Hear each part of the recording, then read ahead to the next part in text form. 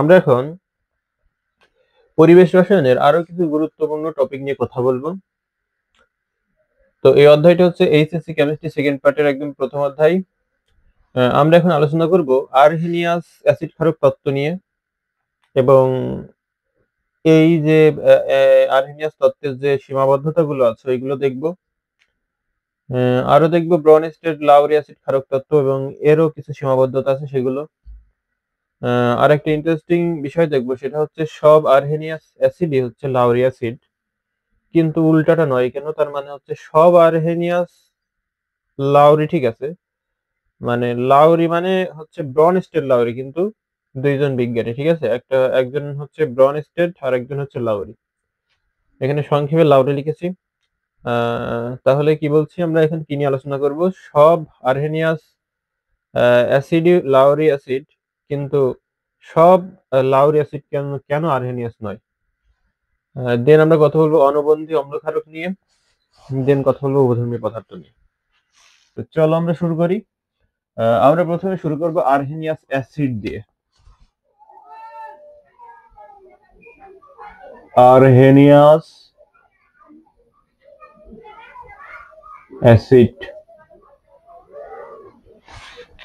Arrhenius acid মানে হচ্ছে অ্যাসিডের নাম আরহেনিয়াস এমন না, ওকে।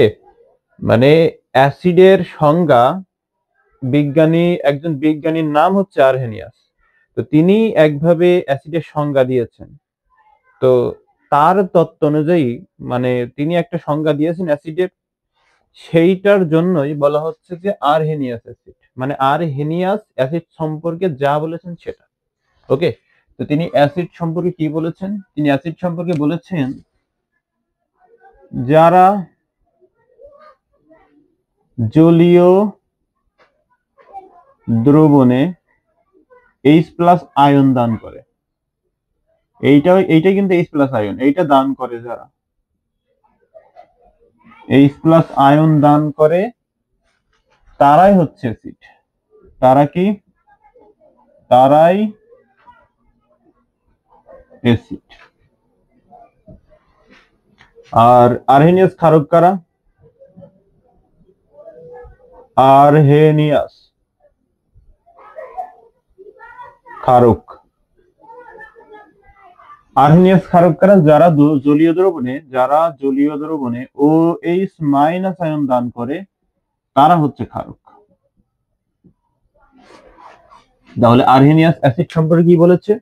বলেছে যারা জলীয় দ্রবণে H+ দান করতে পারবে তারা হবে অ্যাসিড, এবং ক্ষারক সম্পর্কে বলেছে যারা জলীয় দ্রবণে OH- আয়ন দান করবে তারা হচ্ছে ক্ষারক। তো এটা আমরা মনে রাখতে পারি এইভাবে। দেখো, এখানে কিন্তু কমন জিনিস জলীয় দ্রবণ, মানে সবার ভিতরে জলীয় দ্রবণ আছে। এটা মনে করো অ্যাসিড, আর এটা হচ্ছে ক্ষারক। জলীয় দ্রবণ, জলীয় দ্রবণ। তো জলীয় দ্রবণে অ্যাসিড কি করবে জানো? H+ দান করবে, H+ দান করবে। আর ক্ষারক কারা জানো? ক্ষারক হচ্ছে যারা OH- আয়ন দান করবে, OH- দান করবে। তাহলে কারা H+ দান করতে পারবে? যাদের H+ আছে তারা, বা যাদের হাইড্রোজেন আছে তারা দান করতে পারবে। তাহলে সেগুলো কি কি? HCl, H2SO4, HNO3, H3PO4, etc. আরো হতে পারে, আরো অনেক হতে পারে। তোমার কয়েকটা উদাহরণের মাধ্যমে বোঝালাম যে এইগুলো এইচ আছে, সবার দেখে এইচ আছে। আর ওএইচ আয়ন যারা দান করবে মানে তাদের ওএইচ থাকবে। কাদের থাকবে দেখি একটু আমরা। এখানে হচ্ছে সোডিয়াম হাইড্রোক্সাইড, দেন হচ্ছে potassium hydroxide, ammonium hydroxide, calcium hydroxide, etc. আরো আছে, আরো থাকতে পারে। অর্থাৎ যাদের ওএইচ আছে, তুমি যদি লক্ষ্য করো তাহলে দেখবা সবার ওএইচ আছে, এর এর এর এর সবার আছে। তার মানে যাদের ওএইচ আছে তারাই তো ওএইচ দান করতে পারবে। তার মানে এরা ওএইচ দান করবে, তার মানে এরা হচ্ছে আরহেনিয়াস তত্ত্ব অনুযায়ী এরা হচ্ছে ক্ষারক। আর আরহেনিয়াস তত্ত্ব অনুযায়ী এরা হচ্ছে অ্যাসিড। ওকে, তো দেখো আমরা কয়েকটা বিক্রিয়ার মাধ্যমে দেখি। HCl এটা কিন্তু একটা অ্যাসিড। কেন অ্যাসিড? দেখো আরহেনিয়াস তত্ত্ব অনুযায়ী এরা কেন অ্যাসিড দেখো, এদের জলীয় দ্রবণ মানে এর সাথে জল যোগ করা, বুঝো? এর সাথে কি যোগ করা? জল যোগ করা। তো জল যদি যোগ করা হয় তাহলে যেটা উৎপন্ন হবে সেটা হচ্ছে H প্লাস আর হচ্ছে Cl মাইনাস। অর্থাৎ মূল যৌগ কোনটা ছিল? এইটা জলীয় দ্রবণে বিয়োজিত হয়ে H প্লাস এবং Cl মাইনাস আয়নে পরিণত হয়। ওকে, কি হয়? H প্লাস এবং Cl মাইনাস আয়নে পরিণত হয়। সেই জন্য যেহেতু এরা জলীয় দ্রবণে H প্লাস দান করেছে, সুতরাং এরা হবে অ্যাসিড কার তত্ত্ব অনুযায়ী? আরহেনিয়াসের তত্ত্ব অনুযায়ী। আমরা যদি আরেকটা দেখি H2SO4, এর সাথেও জল যুক্ত করতে হবে।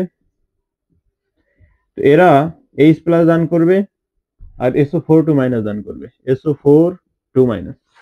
এখন দেখো সমতা করার জন্য এখানে 2 দিতে হয়। এখন সমতা হয়ে গেছে। এখন দেখো এরা জলীয় দ্রবণে কি দান করেছে? H প্লাস দান করেছে। একটা করুক বা দুইটা করুক বা একাধিক করুক, ব্যাপার না, দান করলেই হচ্ছে। দান করেছে, এরা হবে অ্যাসিড। দেন আমরা ক্ষারকের বিষয়টা দেখি। ক্ষারক যে কোনো একটা নাও, সোডিয়াম হাইড্রোক্সাইড নাও, এদের সাথে পানি যদি যুক্ত করো বা একে যদি পানিতে দাও তাহলে কি উৎপন্ন হবে? তাহলে উৎপন্ন হবে হচ্ছে সোডিয়াম প্লাস আর হচ্ছে অক্সাইড মাইনাস, হাইড্রোক্সাইড মাইনাস। তো দেখো তো OH মাইনাস দান করেছে কিনা জলীয় দ্রবণে? অবশ্যই দান করেছে। তার মানে এরা কি?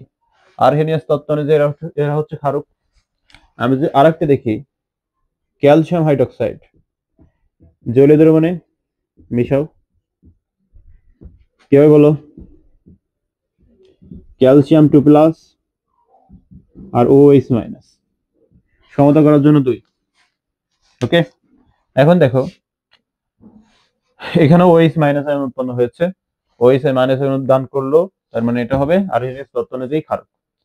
তো এই তত্ত্বের কিছু সীমাবদ্ধতা আছে, মানে সবাই যে H প্লাস দান করবে, আবার সব ক্ষেত্রেই যে জলীয় দ্রবণই থাকবে, আবার সবাই OH মাইনাস আয়ন দান করবে, এটা তো কোনো কথা না। অনেকভাবে অ্যাসিড হতে পারে, ঠিক আছে? শুধু যে H প্লাস দান করবে, দান করলেই সেটা অ্যাসিড হবে এমন না। আবার OH মাইনাস আয়ন দান করলেই শুধু তারা ক্ষারক হবে এমন না। আবার জলীয় দ্রবণটা শুধু যে জলীয় হবে এমনও কোনো কথা না। দ্রবণ অনেক হতে পারে, আবার একটা পদার্থ হতে পারে, তাই না? দেখো আমরা যদি এর সীমাবদ্ধতা গুলো দেখি বা ত্রুটি, তাহলে 1 নম্বর ত্রুটি হচ্ছে জলীয় দ্রবণে H প্লাস এর অস্তিত্ব নেই,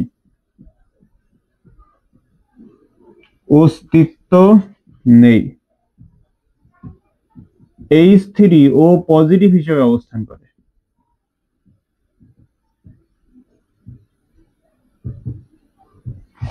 মানে প্রথমে তিনি দেখাইছেন যে H প্লাস উৎপন্ন হবে, ভালো কথা, তার তো একটা প্রমাণ থাকা লাগবে।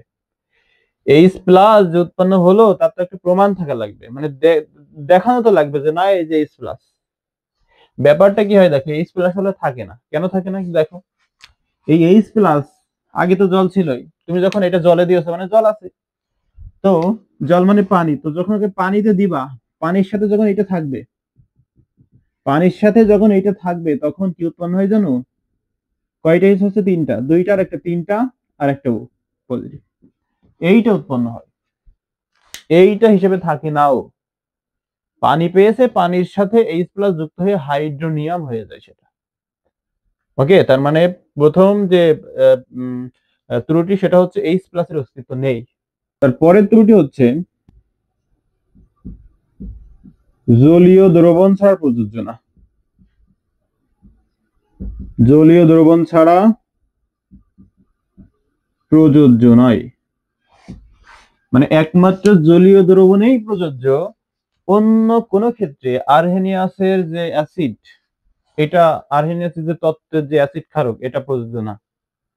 শুধুমাত্র জলীয় দ্রবণে দান করবে, বাট যদি ওটা গ্যাসীয় দ্রবণ হয় বা অন্য কোনো দ্রবণ হয় সেক্ষেত্রে দান করবে না। তাহলে একটা ত্রুটি। শুধু যে জলীয় দ্রবণেই বিয়োজিত হয়ে H+ দান করলে সেটাই অ্যাসিড হবে, অন্য কোনো দ্রবণে বিয়োজিত হয়ে যদি অমন ঘটনা ঘটে তাহলে সেক্ষেত্রে অ্যাসিড হবে না, এমন কেন? এমন কেন? আমরা তো দেখি যে শুধু জলীয় দ্রবণে হবে কেন, অনেক ক্ষেত্রে অ্যাসিড হতে পারে, তাই না? 3 নম্বরে হচ্ছে আমরা দেখি যে zinc sulphate, copper sulphate, ferrous sulphate এদের কোনো আরো আছে, আরো যদি দিতে চাও দাও, AlCl3 আছে এখনো, ইত্যাদি। এদের তো কোনো H+ নেই, এদের তো কোনো হাইড্রোজেনই নেই। হাইড্রোজেনই ধরো, এদের তো কোনো হাইড্রোজেনই নেই, এইচই নেই, তাহলে এরা এইচ দান করবে কিভাবে? হাইড্রোজেনই নেই, তাহলে জলীয় দ্রবণে H+ দান করার প্রশ্নই আসে না। তাও এরা অ্যাসিড। কেন অ্যাসিড? এর ব্যাখ্যা দিতে পারে না, এর ব্যাখ্যা আরহেনিয়াস তত্ত্ব দিতে পারে না, কারণ আরহেনিয়াস তত্ত্ব অনুযায়ী অ্যাসিড হতে হলে তাকে H+ দান করতে হবে, বাট এদের তো H নেই, তাহলে দান করবে কোথা থেকে? তাও তো অ্যাসিড, কিভাবে? এটার এই জন্যই এটা আরেকটা ত্রুটি। এবং যদি আমরা সোডিয়াম কার্বনেটের কথা ভাবি, সোডিয়াম কার্বনেট কিন্তু একটা ক্ষারক, এর তো কোনো OH নেই, OH আছে এতে? নেই, তাও এরা ক্ষারক কেন? এর ব্যাখ্যা দিতে পারে না। তাও এরা ক্ষারকটা কেন? এ তো OH দান করছে না, তাও তো ক্ষারক, বাট কেন? ব্যাখ্যা থাকবে। তুমি বলেছো শুধু OH দান করলেই ক্ষারক হবে, এবং সেটা জলীয় দ্রবণ। তা এদের তো OH নেই, তাহলে এরা ক্ষারক কিভাবে হচ্ছে? আরহেনিয়াসের কাছে প্রশ্ন, ঠিক আছে? এটাও একটা ত্রুটি। 3 নম্বর ত্রুটি হচ্ছে H+ OH- আয়ন দান করলেই ক্ষারক, কিন্তু আমরা দেখি যে কি দেখি জানো? দেখি যে এই যে অ্যামোনিয়া দেন তারপরে হচ্ছে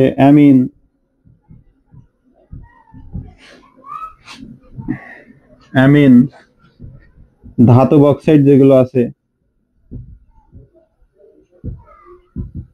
যেমন ক্যালসিয়াম অক্সাইড, বেরিয়াম অক্সাইড, তারপরে হচ্ছে ক্যালসিয়াম বেরিয়াম, ম্যাগনেসিয়াম অক্সাইড, এগুলো সবই কি বলতো? এগুলো সবই হচ্ছে ধাতুর অক্সাইড। এগুলো ক্ষারক কিভাবে হয়? এগুলো ক্ষারক, এগুলো সবই কি ক্ষারক, বাট ক্ষারক হতে হলে আরহেনিয়াসের তত্ত্ব অনুযায়ী তো হতে হবে, মানে তাকে তো OH- আয়ন দান করতে হবে, তাই এদের তো OH- নেই, আছে একটারও, দেখো তো OH আছে একটা, তাহলে এরা দান করে কিভাবে? দান যদি না করে তাহলে তো ক্ষারক হচ্ছে না আরহেনিয়াসের তত্ত্ব অনুযায়ী, বাট এরা তো ক্ষারক, এদের প্রকৃত ক্ষারক। তাহলে এর ব্যাখ্যাটাও কি আরহেনিয়াস দিতে পারছে? এর ব্যাখ্যাটাও আরহেনিয়াস দিতে পারছে না, সেই জন্য এটা আরেকটা ত্রুটি। তো এই ছিল আমাদের আরহেনিয়াসের তত্ত্ব এবং তাদের ত্রুটি। আমরা এখন আলোচনা করব ব্রনস্টেড লাউরি অ্যাসিড ক্ষারক তত্ত্ব এবং সীমাবদ্ধতাগুলো কি কি। Brønsted লাউরি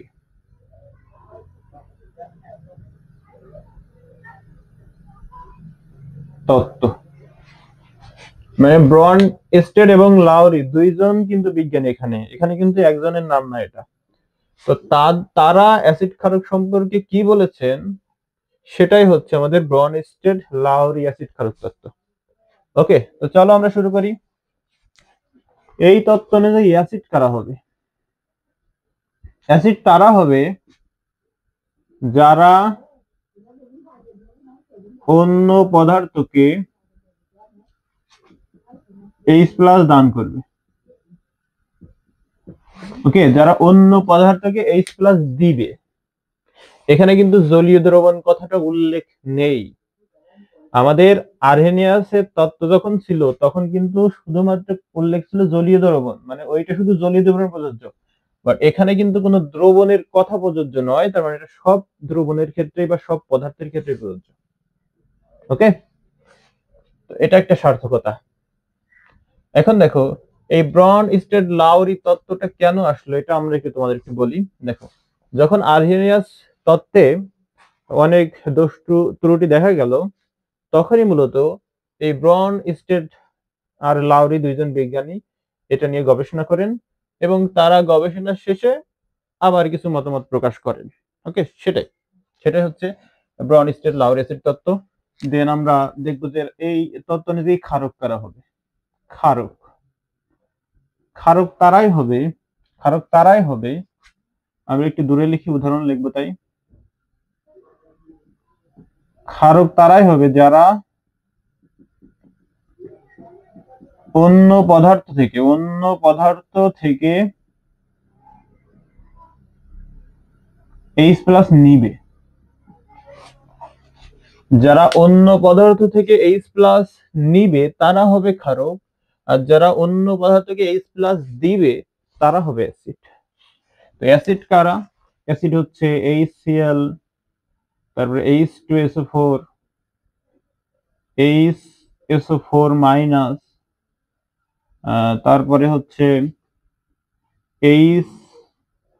HNO3, HCO3-, H3PO4, H2PO4-, দেন H3O পজিটিভ, তারপর হচ্ছে PH3+, 4+, NH4+, etc. মানে আরো হতে পারে, শুধু যে এগুলো না, এর সাথে আরো কিছু আছে, বাট এইগুলো ইম্পর্টেন্ট বেশি, তো এইগুলো লেখা হয়েছে। এখন দেখো, তারপরে হচ্ছে বলা হচ্ছে যারা অন্য পদার্থ থেকে H+ নিবে। কারা নিবে একটু দেখি আমরা। এক্সাম্পল হিসেবে লিখতে পারো NH3, PH3, তারপরে HCO3-, HSO4-, etc. আরো হতে পারে etc.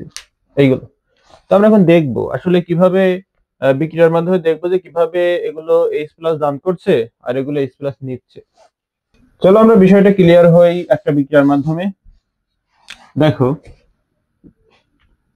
যদি একটা বিক্রিয়া লিখি HCl এবং NH3, মানে একটা অ্যাসিড নিলাম আর একটা ক্ষার নিলাম, তো এদের বিক্রিয়ায় কি উৎপন্ন হবে জানো? এই অ্যামোনিয়া এখান থেকে একটা H গ্রহণ করবে, অ্যামোনিয়া কি করবে এখান থেকে একটা H গ্রহণ করবে, আর এই HCl কি করবে একটা H ত্যাগ করবে। তার মানে যে ত্যাগ করছে, যে দান করছে অন্য পদার্থকে H+, সে কি হবে অ্যাসিড। তাহলে দেখো একটু বিক্রিয়াটা, এখানে হবে NH4+ আর ক্লোরিন-, এমন হবে। কি উৎপন্ন হবে? NH4+ এবং ক্লোরিন-। তুমি যদি দেখো এখানে এইটা আসলে এর মূল যৌগ কি ছিল? এইটা। এখন কি এখানে H আছে? তার মানে এ H দান করে দিয়েছে বলে এই অবস্থায় পরিণত হয়েছে। তার মানে এ দান করেছে, এ কি করেছে? দান করেছে। তাই এ হচ্ছে অ্যাসিড। আবার তুমি যদি দেখো এখানে H কয়টা ছিল? 3টা। এখানে কয়টা হয়ে গেছে দেখো? 4টা হয়ে গেছে। মানে এর ত্যাগ করা অ্যাসিড এইটি গ্রহণ করেছে। তাহলে যে গ্রহণ করবে অ্যাসিড কই সে? যারা অন্য পদার্থ থেকে নিবে, তাহলে এইটি এর থেকে নিয়েছে, HCl থেকে নিয়েছে, তার মানে এইটি যেহেতু নিয়েছে, এ যেহেতু গ্রহণ করেছে, এটা কি হবে? এটা হবে ক্ষারক। আশা করি বিষয়টা ক্লিয়ার। এখন আমরা এই যে ব্রনস্টেড লাউরি তত্ত্বের কিছু ত্রুটি আছে সেগুলো দেখব। ব্রনস্টেড লাউরি তত্ত্বের ত্রুটি।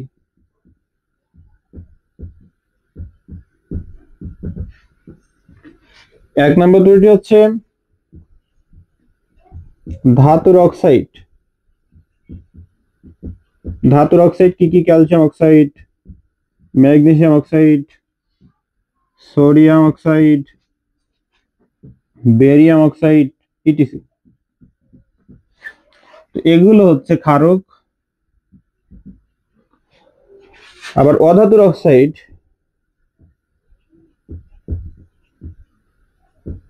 অধাতুর অক্সাইড কি কি আছে বলতো? অধাতুর অক্সাইড আছে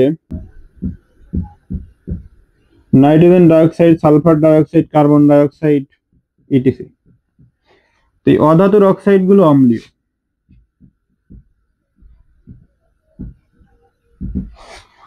এর ব্যাখ্যা দিতে পারে না। কেন পারে না? তুমি যদি এই অধাতুর অক্সাইড গুলোর দিকে তাকাও, তাহলে দেখবা এদের কোনো এইচ নেই।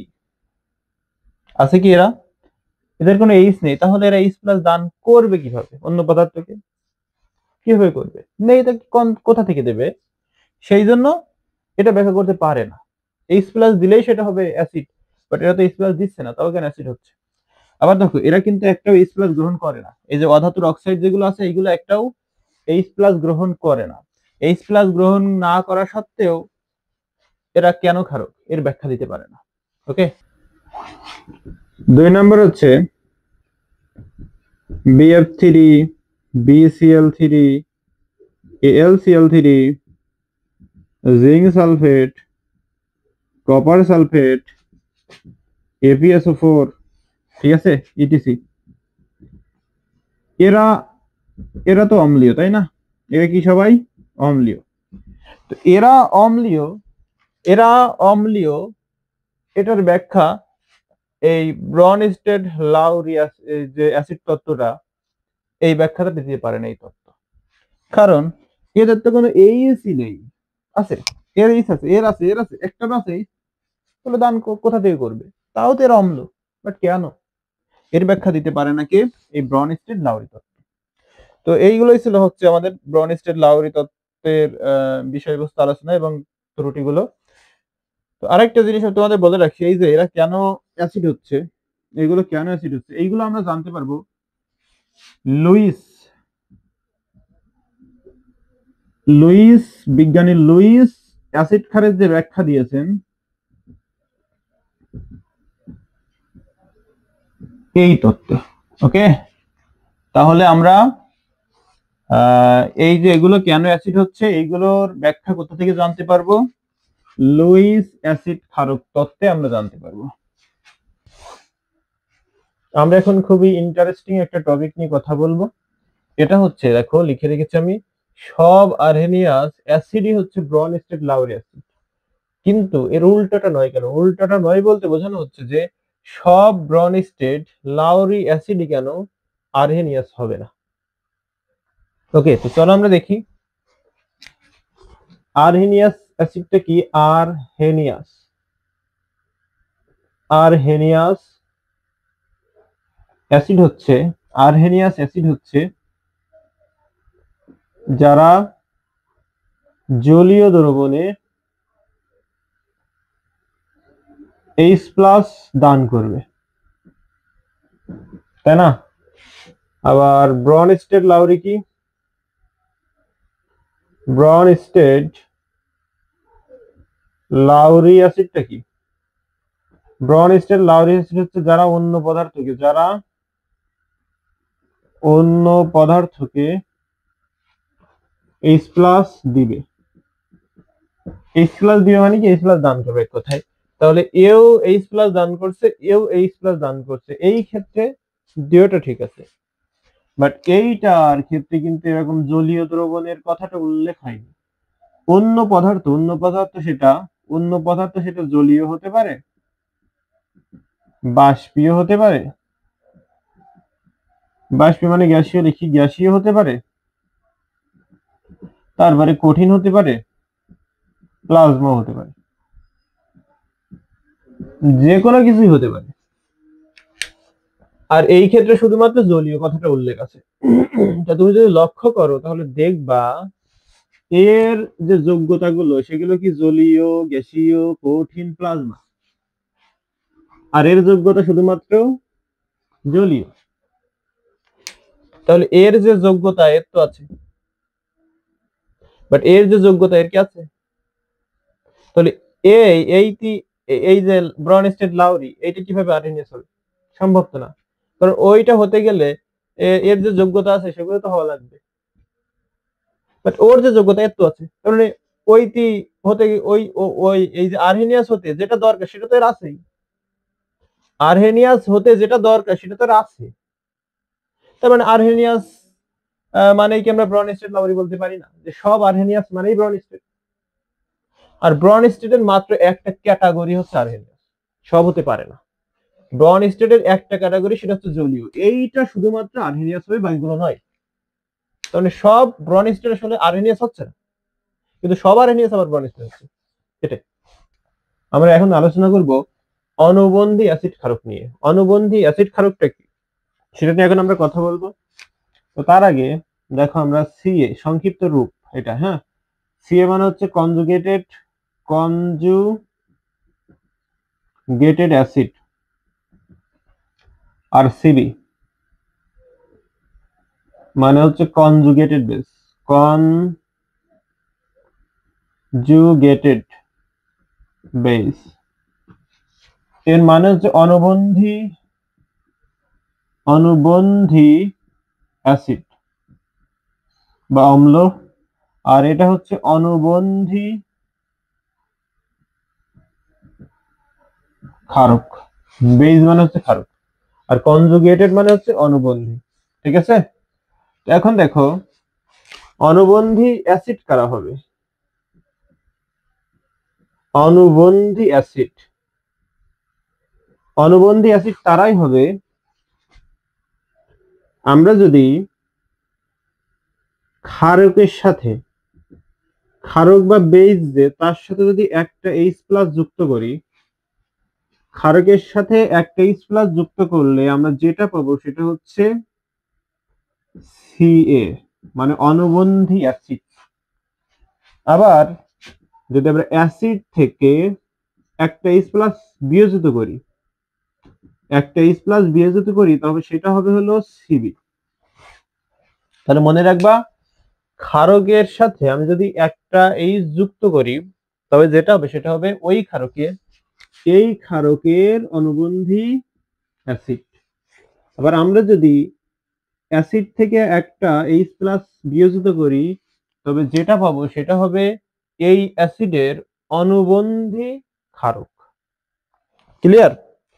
এখন দেখো আমরা যদি কিছু উদাহরণের মাধ্যমে দেখি, যদি একটা ক্ষারক অ্যামোনিয়া নেই, অ্যামোনিয়ার সাথে যদি একটা H+ যুক্ত হয় তবে কি হবে জানো? হবে হলো NH4+। তাহলে দেখো এর সাথে একটা H+ যুক্ত হয়ে যেটা হলো ক্ষারকের সাথে একটা H+ যুক্ত হয়ে যেটা হবে সেটা কি হবে? সিএ মানে অনুবন্ধী অ্যাসিড। আবার একটা অ্যাসিড নাও HCl, এর থেকে একটা H+ যদি চলে যায়, একটু লক্ষ্য করো এখানে 3টা ছিল আর একটা যুক্ত হয়ে কয়টা হলো? 4টা হলো। এখানে কয়টা আছে? একটা হয়েছে, একটা বিয়োজিত হয়ে গেলে কি থাকবে? শুধুমাত্র Cl-। তার মানে এইটা কি ছিল? এটা ছিল কিন্তু অ্যাসিড,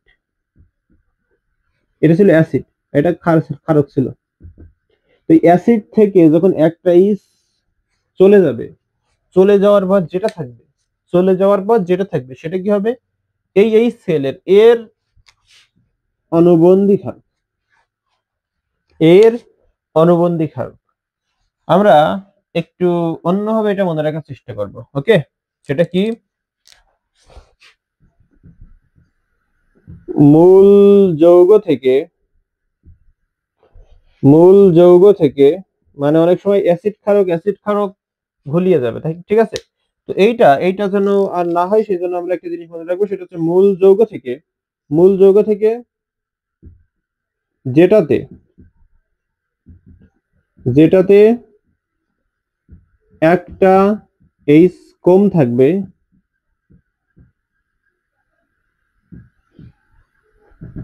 তারা হবে সিবি।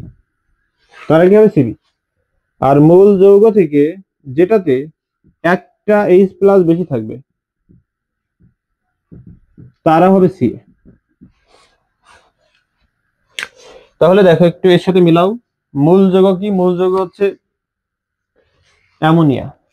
তো মূল যৌগ থেকে যেটাতে একটা এইচ প্লাস বেশি থাকবে, তো এখানে এইটাই না, এর থেকে, এটা তো মূল যৌগ, এই মূল যৌগের থেকে এর মতোই কিন্তু এটা দেখতে, এর মতোই দেখতে, শুধুমাত্র এর একটা এইচ বেশি, শুধুমাত্র কি বেশি? আর একটা এইচ প্লাস বেশি। তাহলে এর যদি একটা এইচ প্লাস বেশি হয় তাহলে ঠিক হবে, সি হবে, বা কনজুগেটেড অ্যাসিড হবে।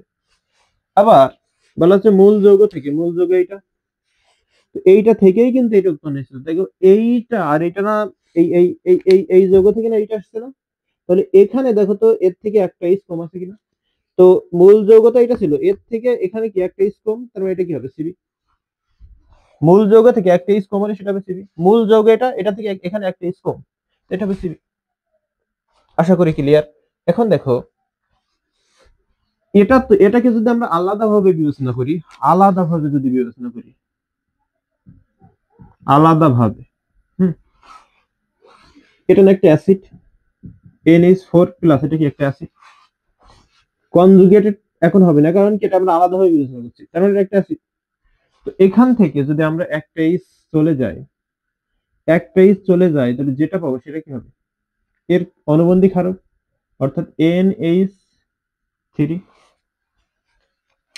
এখান থেকে একটা এইচ চলে গেছে, তাহলে এটা কি হবে? এখান থেকে একটা এইচ চলে গেছে, বা এই যৌগটিতে এর থেকে একটা এইচ কম, একটা এইচ কম হলে সেটা কি হবে? সিবি হবে। একটা এইচ কম হলে সেটা কি হবে? সিবি হবে। তার মানে এটা কি? সিবি। এটা কি? সিবি।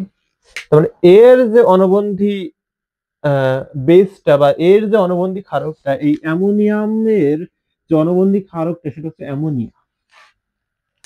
একইভাবে তুমি যদি এর দেখো ক্লোরিন মাইনাস, এর সাথে যদি একটা এইচ প্লাস যুক্ত হয় তাহলে কি হবে বলো তো? আচ্ছা, এটা যদি আমরা আলাদাভাবে বিবেচনা করি তাহলে এটা কি? সিবি। বি মানে কি? বেস। বেস মানে ক্ষারক। এখন আর কনজুগেটেড থাকবে না, এখন যেহেতু আলাদাভাবে বিবেচনা করছি তার মানে এটা একটা বেস হয়ে যাবে, বেস। তো বেস মানে একটা এইচ প্লাস গ্রহণ করবে, করার পরে দেখো তো কি হয়? HCl। এটা কিন্তু আবার কনজুগেটেড কি হয়ে যাবে? কনজুগেটেড অ্যাসিড হয়ে যাবে। মানে ক্লোরিনের কনজুগেটেড অ্যাসিড হচ্ছে HCl। কেন? কারণ দেখো এর থেকে, এই ক্লোরিনের থেকে এখানে একটা এইচ বেশি, তাহলে একটা এইচ বেশি থাকলে সেটা হবে Ca। আশা করি বিষয়টা ক্লিয়ার তোমাদের। তাহলে আশা করি তোমাদের এই অনুবন্ধী অম্ল ক্ষারক নিয়ে আর সমস্যা হবে না। মনে রাখবে শুধু একটা কথাই, যে মূল যৌগ থেকে যেটাতে একটা এইচ কম থাকবে সেটা হবে কনজুগেটেড বেস, আর মূল যৌগ থেকে যেটাতে একটা এইচ বেশি থাকবে সেটা হবে কনজুগেটেড অ্যাসিড। এখন আমরা একটা বিক্রিয়া দেখি। বিক্রিয়াটা হচ্ছে অ্যামোনিয়া প্লাস HCl। এরা যদি বিক্রিয়া করে তাহলে যেটা হবে সেটা হচ্ছে NH4 প্লাস আর Cl মাইনাস। আরেকটা বিক্রিয়া দেখি, যদি আমরা HCl এর সাথে পানি যুক্ত করি তাহলে হবে H3O প্লাস ক্লোরিন মাইনাস। এখন বলো আমার, এখানে কনজুগেটেড অ্যাসিড আর কনজুগেটেড ক্ষারক কি? তাহলে তুমি এখন মূল যৌগের দিকে তাকাবা। আচ্ছা, ওই পাশে কি আছে যে এর মতো দেখতে? এর মতো দেখতে আছে এই, এরও NH আছে, এরও NH। তার মানে এর মতো দেখতে হচ্ছে এ। তার মানে আমরা এই দুটোর ভিতরে একটু হিসাব করবো যে এই দুটো আসলে কি হতে পারে। এখন মূল যৌগ তো এইটা, এই পাশে যে থাকবে, তারপরে উৎপন্ন হয়েছে ওইটা, তাহলে মূল যৌগ থেকে দেখতে পাচ্ছি এখানে একটা এইচ প্লাস বেশি, দেখো এইচ প্লাস বেশি না? মূল যৌগ থেকে এখানে যদি এইচ প্লাস বেশি হয় সেটা কি হবে? সি হবে, কনজুগেটেড অ্যাসিড হবে। আবার আমরা যদি পরেরটা দেখি, দেখো তো, তার মানে বাকি যেটা আছে সেটা এটাই হবে, এটা একবার বোঝাই যায়। বাকি এইটা আছে, তাহলে এর সাথে বাকি কি আছে, এই পাশে বাকি কি আছে, এইটা, তার মানে এইটা হবে। আমরা প্রথমটা আইডেন্টিফাই করে ফেলেছি, এটা, বাট বাকি কোনটা ছিল, এইটা আর এইটা, তাহলে এই দুইটা হবে। এই দুইটার ভিতরে কম্পেয়ার করতে হবে, তাই না? এইটা যদি এটার ভিতরে যদি কম্পেয়ার করি, তাহলে দেখবো যে এখানে একটা HCl মূল যৌগ ছিল HCl, বাট যেটা উৎপন্ন হয়েছে সেখানে দেখছি একটা H কম। তাহলে একটা H যদি কম থাকে সেটা কি হবে, সিবি, কারণ এটা কি একটা সিবি। আবার আমরা যদি এইটার ক্ষেত্রে বিবেচনা করি, তাহলে দেখো আমরা এইটা যদি আগে দেখি, তাহলে এখানে একটা পজিটিভ আর এখানে HCl আছে। এটা পরে দেখি, এটা যেহেতু একটু দুইটা একই নেই, এখানে HCl আছে আর এখানে শুধু Cl আছে, তার মানে একই নেই। তাহলে তার পরে একটু দেখি, এখানেও H আছে, এখানেও H আছে, তার মানে এই দুইটা এক। এখানেও H, এখানেও H। ভালো কথা, মানে হাইড্রোজেন আর অক্সিজেন, হাইড্রোজেন অক্সিজেন, কারণ এই দুটোর ভিতরে আমাদের কম্পেয়ার করতে হবে। ঠিক আছে, এখন দেখো, তুমি যদি লক্ষ্য করো তাহলে দেখবা এখানে থেকে এখানে একটা H বেশি, এখানে H2 আছে, এখানে কি আছে, H3 আছে। তার মানে কি এখানে একটা H বেশি, আর একটা H বেশি হবে তখন যখন এইটার অনুবন্ধী অনুবন্ধী অ্যাসিড হবে। তাহলে পানির অনুবন্ধী অ্যাসিড কি, H3 ও পজিটিভ। মানে বাকি থাকে কি, এ আর এ, তার মানে এদের ভিতরে কম্পেয়ার করতে হবে। তো এদের ভিতরে যদি কম্পেয়ার করো, তাহলে দেখবা যে এখানে এখানে মূল যৌগ ছিল HCl, হয়েছে Cl মাইনাস, মানে মূল যৌগ থেকে একটা H কম আছে। মূল যৌগ থেকে যেটা উৎপন্ন হয়েছে বা যেটা পেয়েছি সেখানে একটা H কম আছে, তার মানে একটা H কম থাকা মানে কি, সেটা হচ্ছে সিবি। একটা H কম থাকা মানে কি, সেটা হচ্ছে সিবি। একটা H কম মানে এটা সিবি।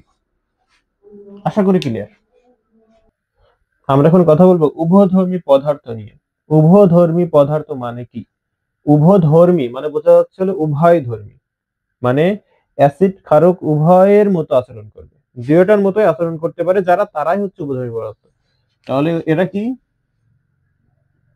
অ্যাসিড প্লাস ক্ষারক উভয়ের মতো আচরণ করে। অ্যাসিড প্লাস ক্ষারক উভয়ের মতো যারা আচরণ করে তারা হবে হলো উভধর্মী পদার্থ।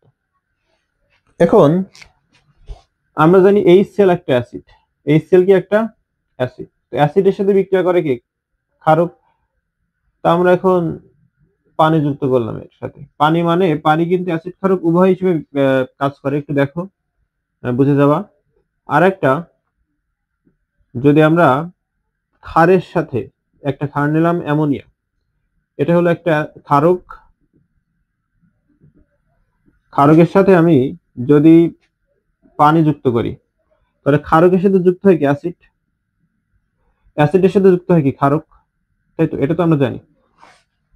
তো দেখো, যদি এরা বিক্রিয়া প্রদর্শন না করে তাহলে এখানে কোনো রিয়াকশন হবে না, আর যদি বিক্রিয়া করে কিছু উৎপন্ন হবে।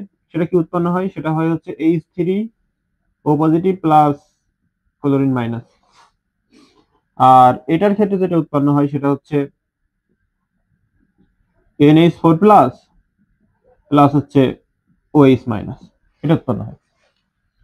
তাহলে দেখো তো, এই পানি একই সাথে অ্যাসিডের সাথে বিক্রিয়া করেছে, তাহলে যখন অ্যাসিডের সাথে বিক্রিয়া করেছে তখন যে ক্ষারক হিসেবে কাজ করেছে।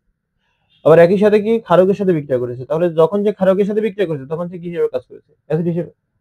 তারপরে আমরা বলতে পারি পানি একটা উভধর্মী পদার্থ, কারণ কি সে অ্যাসিড এবং ক্ষারক উভয় হিসেবে বিক্রিয়া করেছে, এই জন্য। ওকে, এখন আমরা যদি একটা যৌগমূলক নিই, যেমন HSO4 মাইনাস, এই যৌগমূলককে তুমি যদি কোনো অ্যাসিডের সাথে বিক্রিয়া করাও, যেমন HCl, এটা কি একটা অ্যাসিড।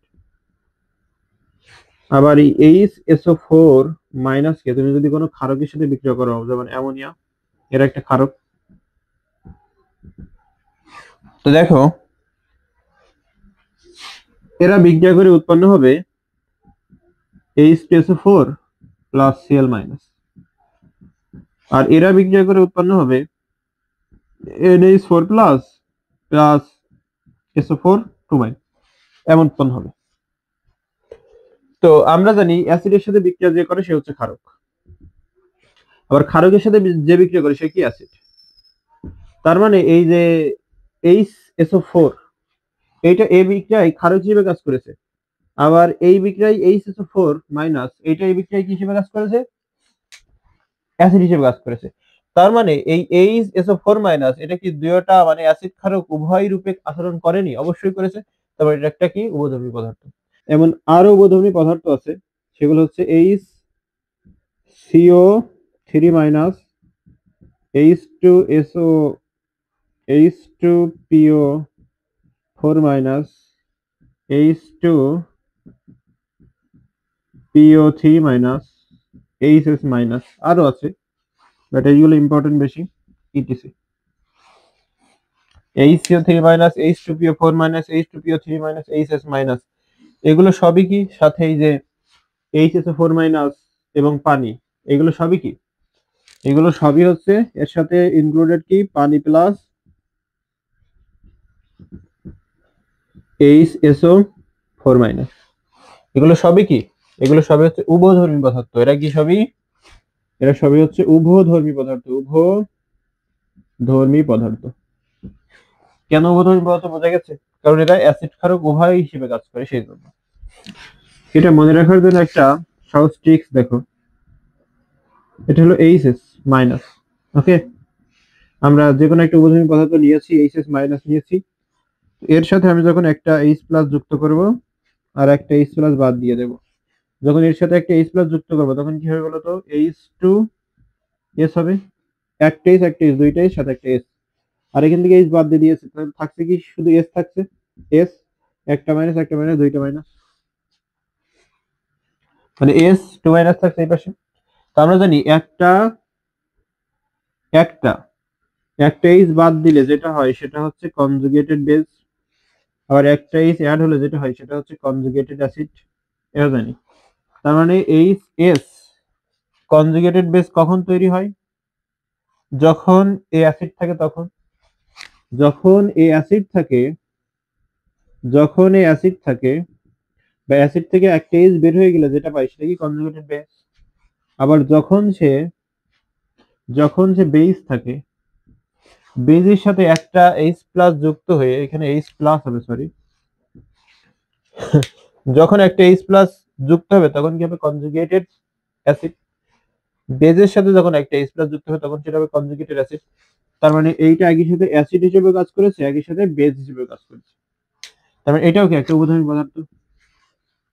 তো এখন এই পর্যন্তই, পরবর্তীতে আরো নতুন নতুন ভিডিওতে দেখা হবে ইনশাল্লাহ।